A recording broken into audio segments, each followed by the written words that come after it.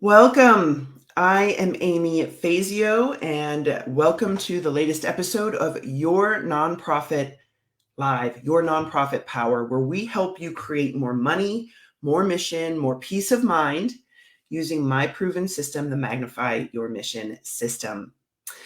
Today, I'm excited to bring on our next guest, Greg Fearon, who is magical at helping us set big goals and focus on the steps it takes to get there, the simple, manageable steps. And in December, what a great time to talk about that as we wrap up the year, head into the new year, and really feeling and assessing what we've accomplished so far this year. So welcome to the show, Greg. I'm going to invite him onto the stage. Hello. Welcome, sir. How are you today? I'm very good. It's a little bit cold here in England, but I'm okay. I'm good. Dialing in from the UK. Yep. What time is it there? It's about 4:30 in the Okay. afternoon. Getting ready for some post work, hopefully winding things down. You've got a lot of calls. You work with a lot of amazing leaders yourself. You have a great job like I do. Mhm. I've been working with you, Greg. I have been watching you and following you for some time, and I love how you help women specifically break through the barriers that keep us from getting what we really want out of this life. Mhm. Yeah. Please introduce yourself. Tell us a little bit about what you do, and we'll dig into some conversation. I try my best. So, as Amy introduced me, I'm Greg from sunny, well, not so sunny London right now. It's freezing. And I'm a health coach, nutritionist, life coach. I guess I'm a number of things to many people. I've been doing this now for 20 odd years. The very quick backstory is I've seen my parent, well, my mum especially, and my sisters struggle with their weight and struggle with their health. And I just saw all of the BS, I'm just going to be honest, about health, nutrition that, that really held people back. And I had a career in corporate management, so I've been able to use that coaching background to align it with my health coaching and be able to help women get what they really want. And we're going to talk about this today, that I feel like a lot of the women I work with have had borrowed dreams or borrowed goals. And that's a massive thing that can hold us back from being the person you want to be. The things that hold us back from really stepping into it. Yep. Mm-hmm. I love that you really help in the health journey, especially, but how it, as you say, right, the big quote in the headline is, how you do one thing is how you do everything. And it's so true. As I work with nonprofit leaders and busting through their expectations and the myth they have for what's possible for themselves to go beyond what they thought possible.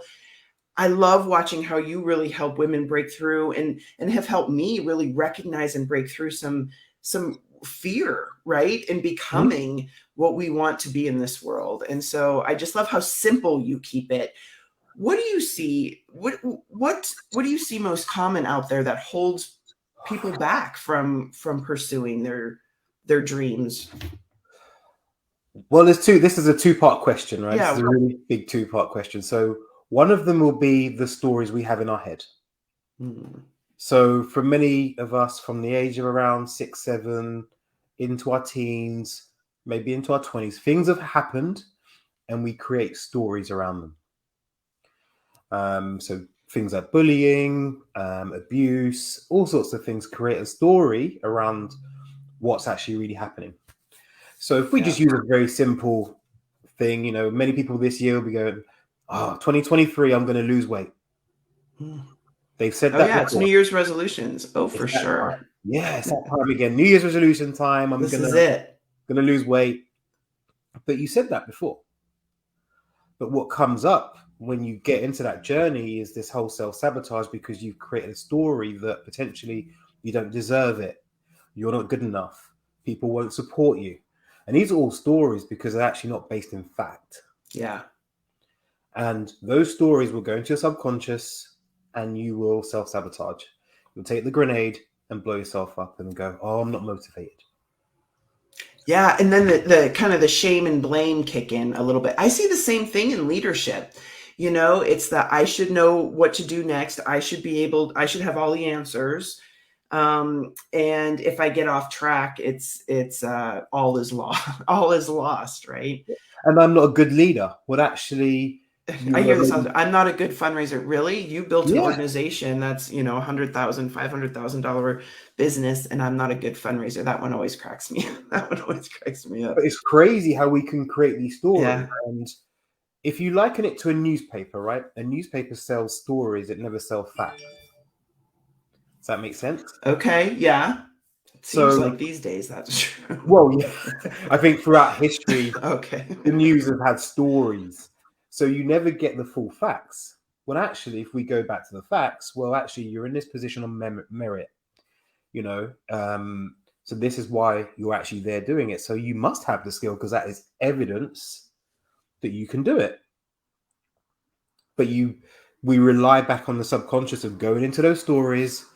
I'm not good enough, and all of these things, and I that's what don't belong here. That's not, exactly. yeah. Yeah. I don't picture myself in this situation or healthy or fit or leading a $500,000 organization. Yeah. These are all stories. These are There's no stories. because you haven't lived them, so there's no evidence. Yeah, I see it, right. And you can see it so clearly on people's health and fitness. And I love how you blend the people management with the health and the fitness knowledge, right? Because I think that's where you're really genius at just being able to cut through it, to see, okay, we gotta focus here, build here, add this focus, and really bite-sized pieces. In fundraising, so much of it is, yeah, we can help you put the plan together. Honestly, I could probably put the plan together without you, but that's not where the magic is, right? The magic's not on the spreadsheet. It's that commitment you're making. What would you say? I love your brand that you're really helping women step into being unstoppable. What does that mean to you? What does being unstoppable mean? It's really interesting because I'm just transitioning. I can't get my words out today into that brand. But for me, it's very simple: is that you don't see barriers. Yeah. So think about it this way: your body is a barrier potentially to you being as successful as you want it to be. Because you can be the most cerebral person, the cleverest person, but your body, if you don't look after it, is going to hold you back. And vice versa. If your brain, if you've got these stories in your mind, etc., that's going to hold you back because the body is where things happen. That's where the actual things happen. Your brain is the bit that comes up with the ideas, the thoughts maybe, but it's physically is when you actually make the magic happen. So if you can bring the two together and they're singing on the same hymn sheet, then you become unstoppable.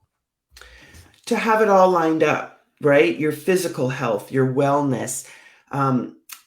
I talk about the fearless fundraiser. You and I have talked about this. Mm-hmm. And similarly, it's what does it take to lean into that assumption that you don't have to work harder, that you're there, that you've arrived, Mm-hmm. right? That really it's just receiving and accepting because we've done the homework, we've done the work. When that's aligned, it's where you find efficiencies. And I find where when you're not aligned, when you're doing well in personal relationships, but you're stressed all the time at work and always worried about fundraising and you're not eating well or sleeping well, right? Like you've got to line these things up because if two are working well and one isn't, it's a house of cards. At least that's been my leadership journey. I learned that the hard way. Mm-hmm. And why I'm focused on helping leaders prevent the burnout, because you do need your body for the long haul. Well, we can use you as a classic example. I think for you, it was very simple. You're excellent at what you do. You are a ninja at what you do. You were great. The bit that was the struggle was, the nutrition part felt really overwhelming. Mm-hmm.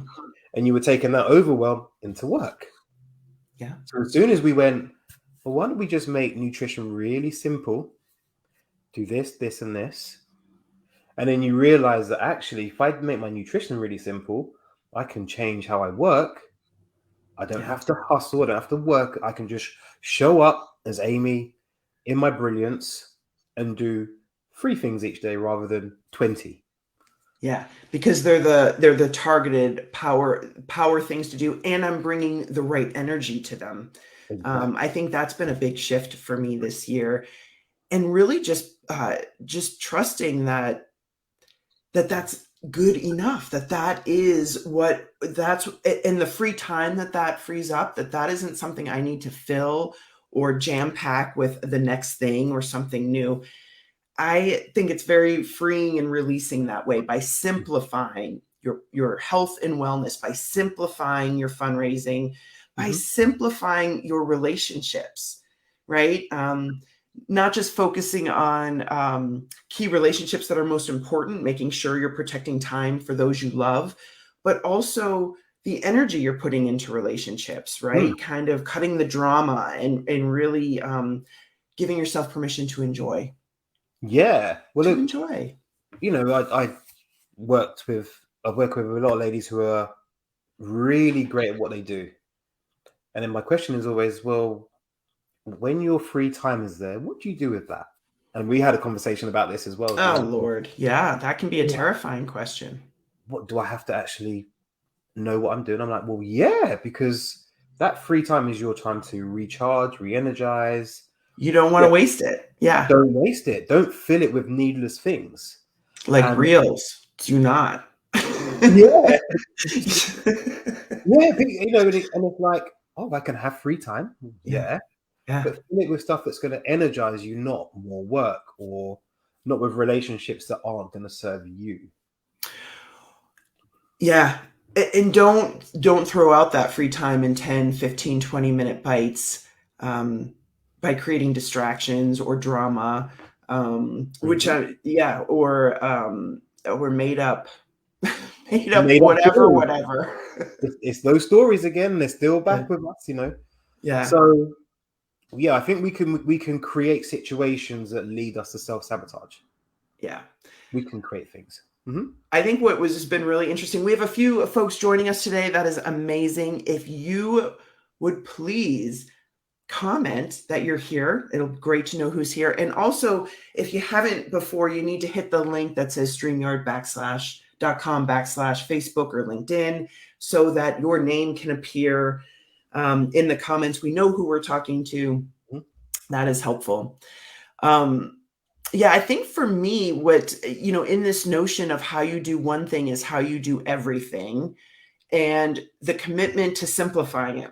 I can move into an organization, I can talk to somebody for 15 minutes and map out a plan to help them supercharge their fundraising. No problem, right? But man, can I overcomplicate the hell out of my business or my nutrition plan, or I need to cook special recipes now, or I need to figure out what okra is or whatever it is. Hmm. You keep it so simple and manageable as far as celebrating sort of the steps as you go and building upon one another. How do you view that? How do you help folks through that? Well, let's talk about nutrition first of all. I think there's so much noise in the nutrition world, It's and hard to keep up. yeah, I mean sometimes I can't even keep up. I'm like, there's another study on this. Oh my god! But I like to start with where people are at. Yeah. So, okay, just tell me what you eat now, and let's make a simple change to that. So, okay, could you add some more vegetables to that? Yeah, okay, let's do that. I think where we get problems is when people think they have to change everything because we create this story around perfection. Yeah. I must have the perfect diet because this person on Instagram says I need to eat this, this, and this. Many of the women I've worked with follow meal plans that dictate exactly what you should eat, when you should eat it. That doesn't make sense to me because you've got your own history, your culture, your upbringing. Like the foods you eat are probably the same ones you ate when you were 6, 7, 5.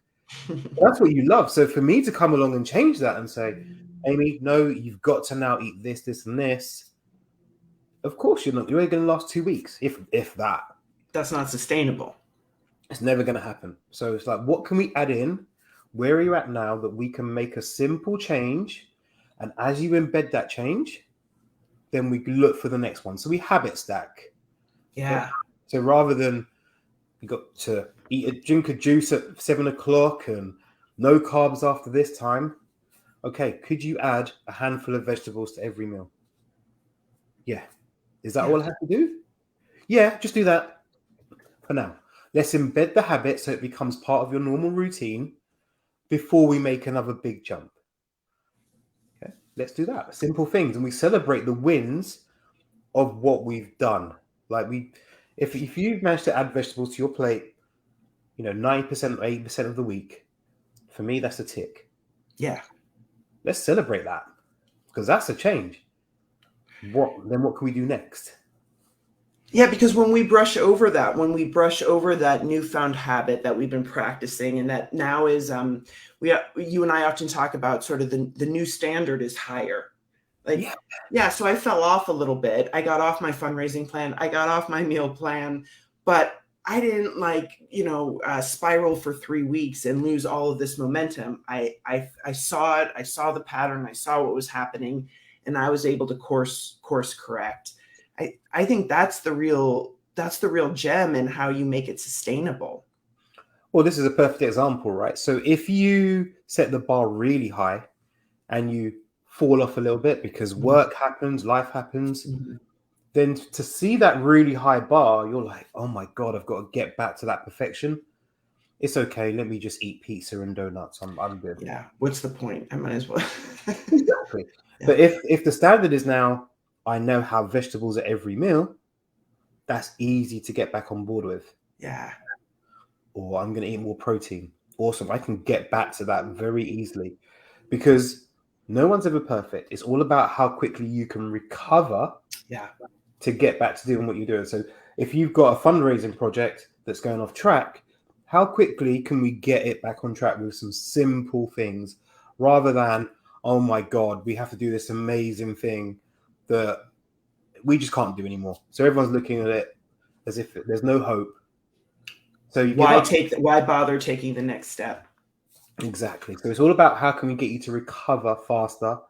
So if the bar's here and it's simple, you will get back to it very easily. Yeah. And it's about really understanding what that next step is, and then having the commitment to the plan, as opposed to a commitment to a specific outcome. It's a real commitment to the plan and the steps, knowing that you're going to achieve that or something greater. I like to say that, or something, because goal setting can really freak people out. I do strategic planning with folks. You're talking goals all week long, right? We're constantly revisiting and updating and assessing and celebrating. But man, they can really freak people out. It can be vulnerable. Well, here's the thing. First of all, I think we need to dream set more. And then people are going, what dream set? Well, what's the dream? What do we really want to achieve? Because I think sometimes with goals, they kind of, as I've called them before, borrowed goals, right? So if I use a weight loss thing, it's like, oh, I need to lose 20 pounds. Okay, great. Awesome. But what does that 20 pounds give you in your life? Oh, okay. Excuse me. It's going to give me more freedom. I'm going to have less pain. I'm going to be able to run around my grandchildren. Okay, so the dream is to be able to run around with grandchildren. Yeah, that's what I want. Excuse me, I got a bit of a tickle.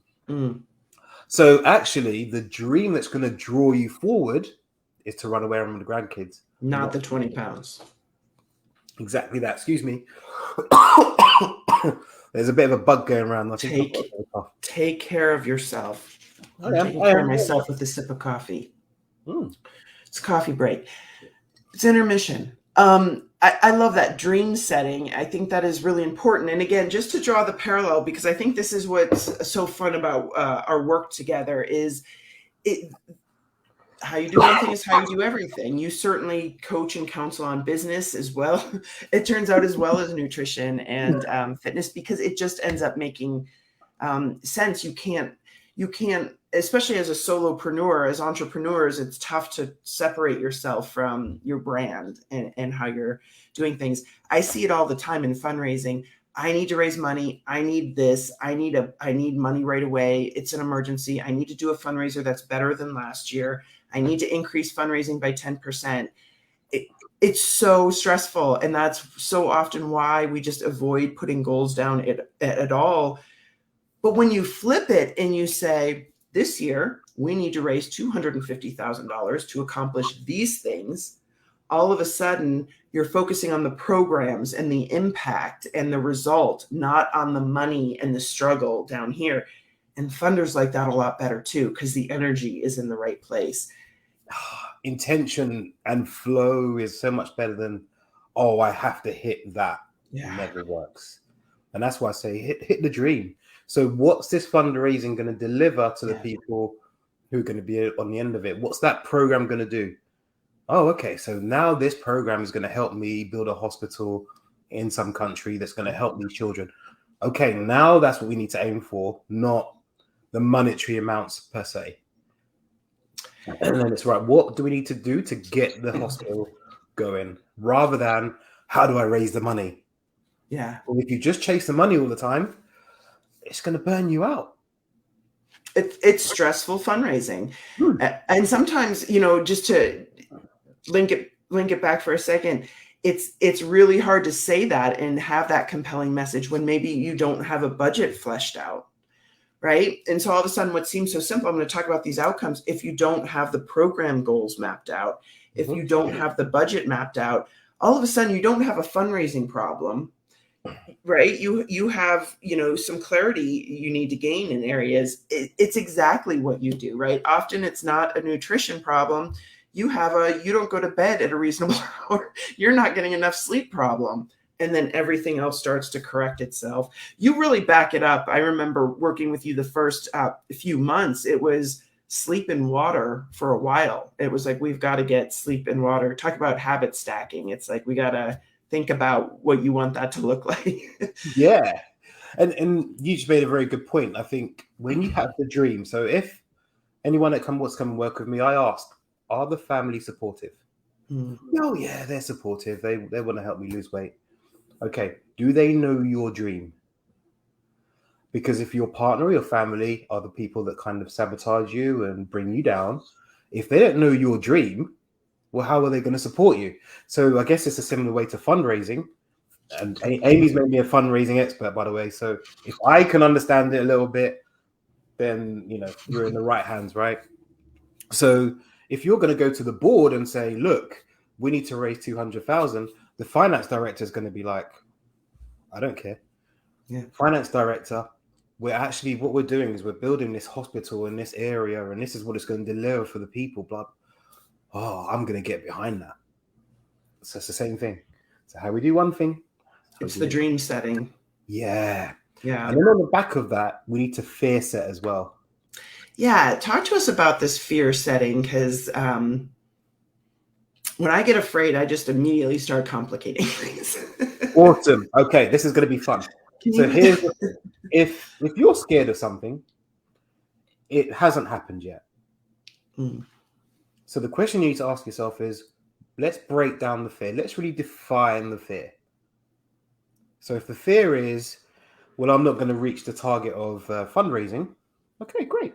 Well, how does that break down? How can we redefine it?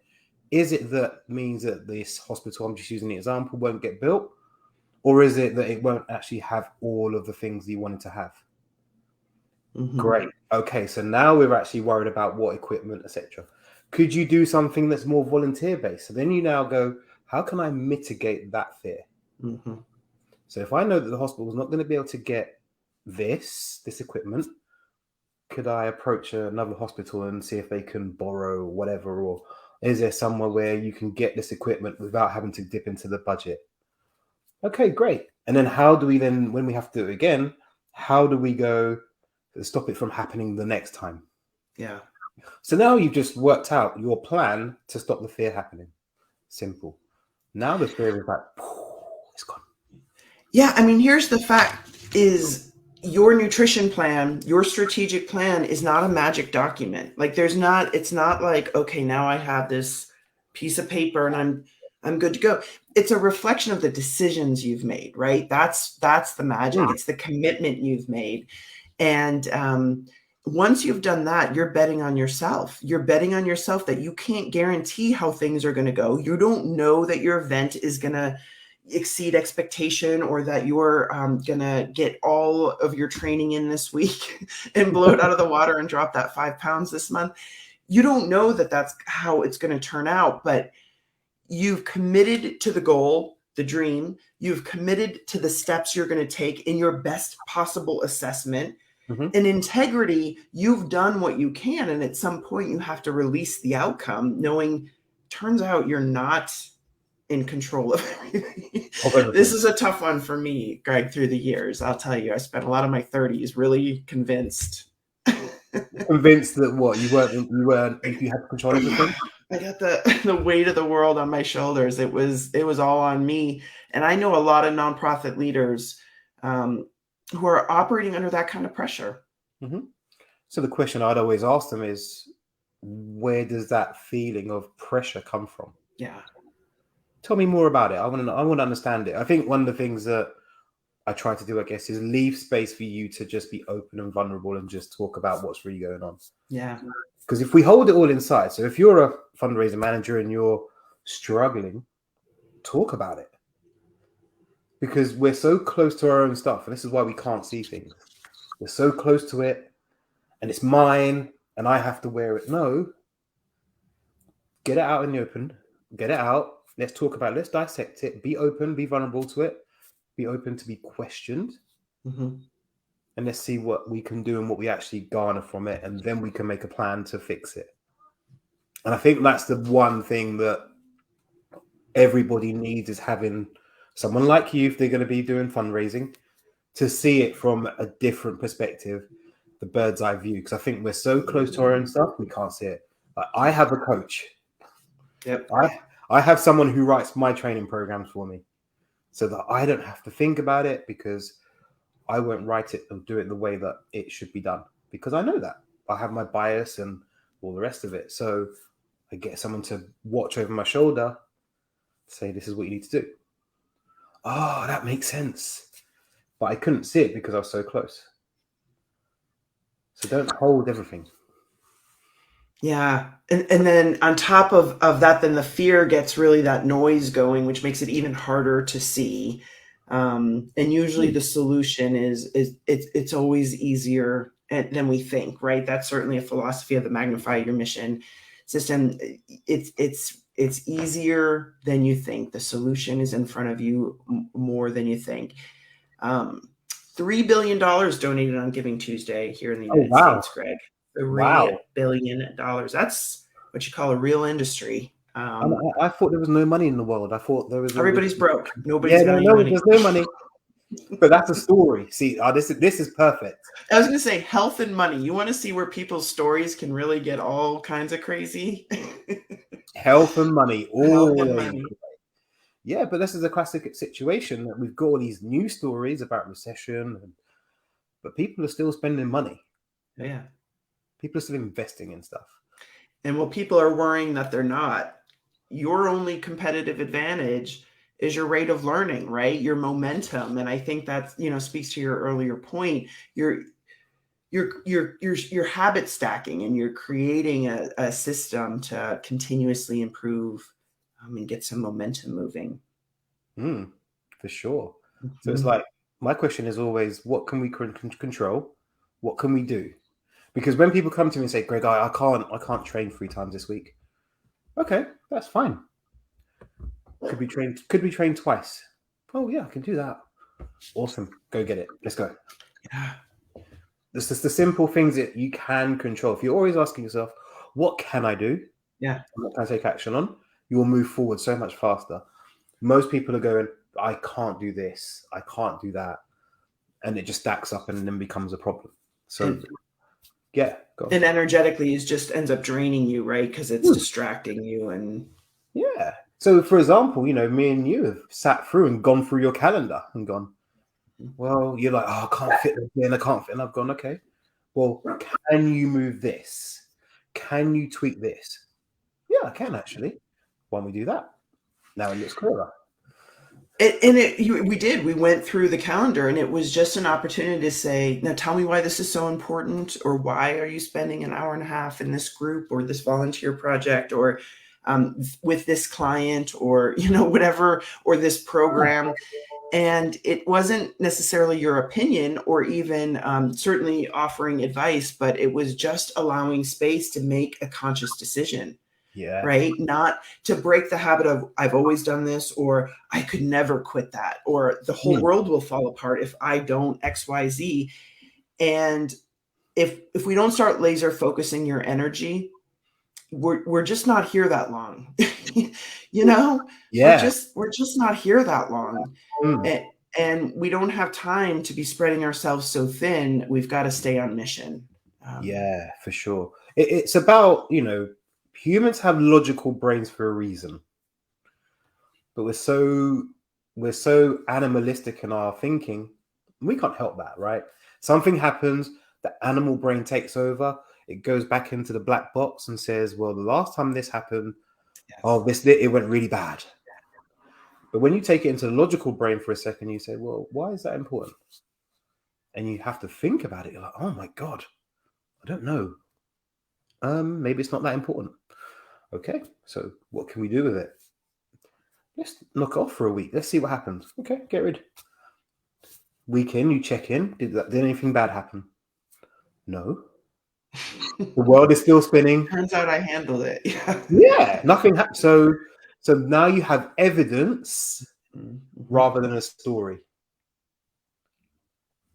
There you go. Habit stacking, evidence stacking. One book you recommended I read was The Big Leap. That's a book I read this year. That's a great book. If anybody's read that, I'd love to hear your thoughts. But just yet another articulation of hitting that fear level and how it triggers the self-sabotage. And I agree, I've helped organizations raise money for so many different causes. I mean, I really and I love that. I love learning about different areas, but the fact is they all connect on some level, right? As far as really convincing, really finding the people who care about the cause, you end up really messaging some big picture ideas. And so I think as leaders, it's just incredibly important to understand your power, to protect your power and your energy, and have those boundaries in place, because you've made choices, that you're not just getting tossed around by the latest idea, the newest fad in dieting or nutrition, or the most recent fundraising idea your board came up with. That's not the problem. No. It's by far about doing less and not more. Distractions are the bane of the world. New information, information is great, and humans love to collect information. I'm pretty sure some of my clients know more about nutrition than I do. I've probably taught them. I'm not one of them, but yes, I bet that's true. Yeah, I've taught them a lot, and they've researched and they've gone away and looked at things. I want them to learn, right? I want them to understand stuff. Yeah. Where the magic happens was the implementation. Yeah. And you can't implement everything because you do not have the time. So implement the big things that are going to actually make a difference. Yeah. Right? You just keep collecting information. And then that's when the results happen. Yeah. It's the action. What about the action? Well, let me ask you this. So we've got year end coming, lots to think about, easy to zero in on the things maybe we didn't accomplish this year, but I hear your message that it's important to celebrate our wins and recognize that maybe our progress is, not all forward leaning. We always take steps back in our lifetime, but realizing that step back all of a sudden isn't as far back as it used to be. What is your advice to folks as they're setting goals, either New Year's resolutions for health or for their business? What would you say to some leaders out there that are wondering how to recharge for next year? Okay. So life is multifaceted, right? You've got different pots. And I think you have to look at the different pots first. So what's the dream in each pot? What's the dream of my health? Okay. What's the dream of my finances? What's the dream of my free time, my relationships, my spiritual or personal development? These are the things you need to look at. And then think about what would be my perfect day? How would I like to show up every day and do that stuff? There's a really great way to do this. It's called an I am document. All you do is literally write out exactly what you are. And you have to read it regularly, by the way, people. You can't just have these dreams and then set it and leave it. Yeah, you have to read them on the regular, because what your brain sees regularly is what you're likely to do. Okay, if you watch really bad soaps all the time, you probably act like the bad soaps all the time. You don't realize it, but this is what happens. So that's first. Set the dream. Talk to your partner, your family about what you want to achieve. Okay. Then take it all the way back and reverse engineer the process from the dream to where you are now. Yeah. What are the small steps you need to take that's going to get you all the way there?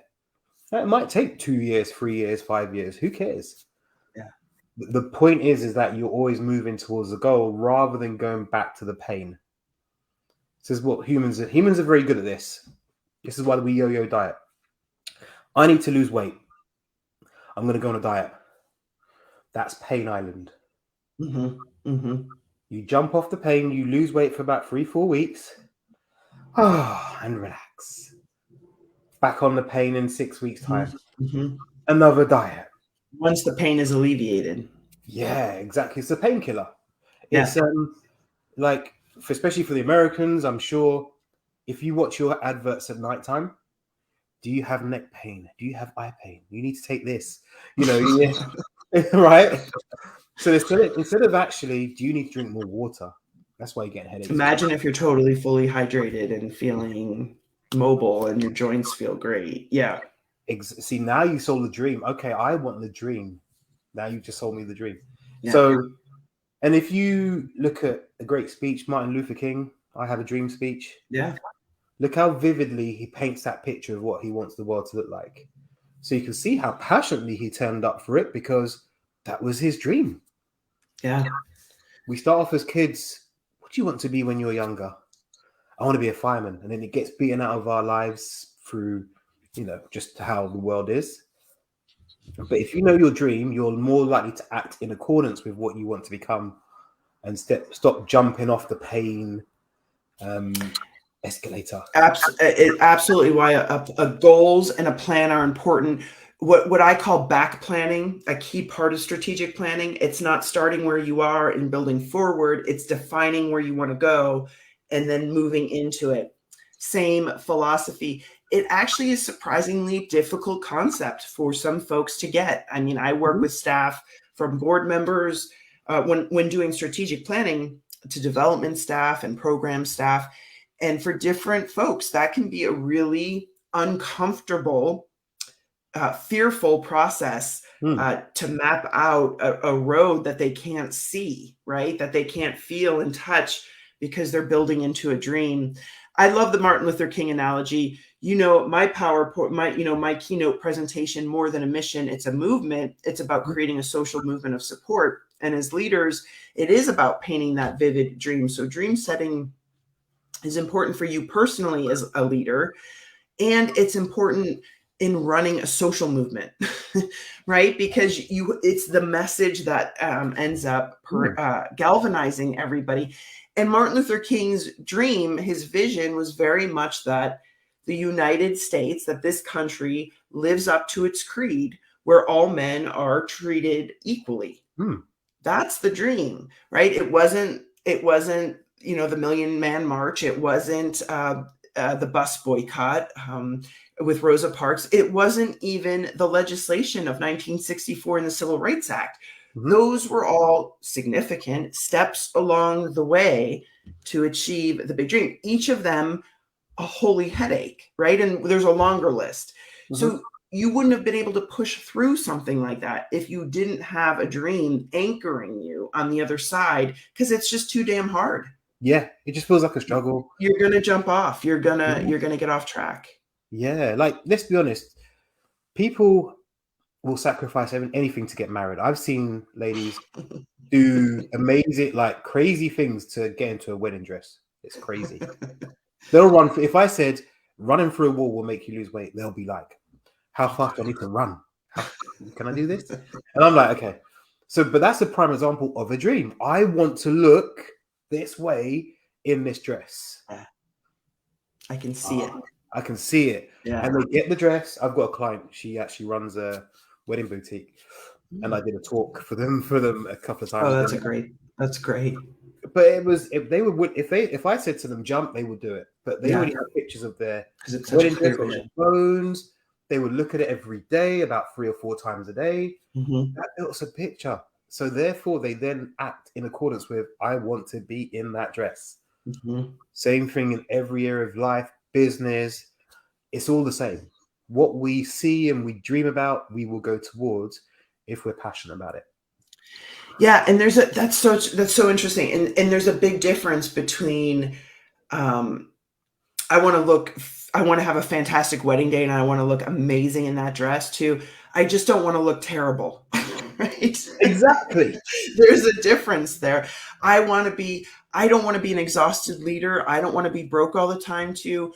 I want to feel in control. I want to feel like I have a legitimate seat at the table, and I want to feel like I'm driving real systems change for my community.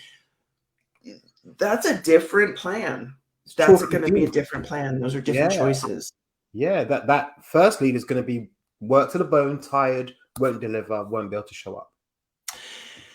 So Greg, listen to this. We have a Facebook user. I don't know who you are, but if you click the link above that just says streamyard.com/Facebook, your name will appear. But in teaching, we call it the backwards by design. I'm not a trained teacher. I don't know about you, Greg. Start with what you want students to know and be able to do and their essential understandings and work backward. Yeah, exactly. Backward by design. That makes a lot of sense to me. But it's certainly a different result than, oh, we have a social media problem we got to fix and post more. Yeah. Right.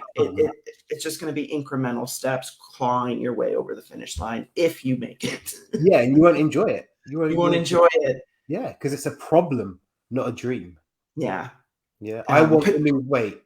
That's someone else's dream. Everyone says I want to lose weight. Right. That's not clear. That's not a dream. We're individual, right? So that's someone else's dream. What do you want? Yeah. What does that look like? What does that mean for you? Does it mean you need to train twice a week for, 40 weeks of the year? Great. Let's do that. We can tick that off very easily. Have you trained? Have you eaten protein at every meal for 80% of the time? Awesome. Let's do that. Yeah. Simple steps, Well, Greg, we went through some really powerful steps today. Holy cow, you really broke it down. Patricia is saying, super content. Thanks for sharing. And the work continues.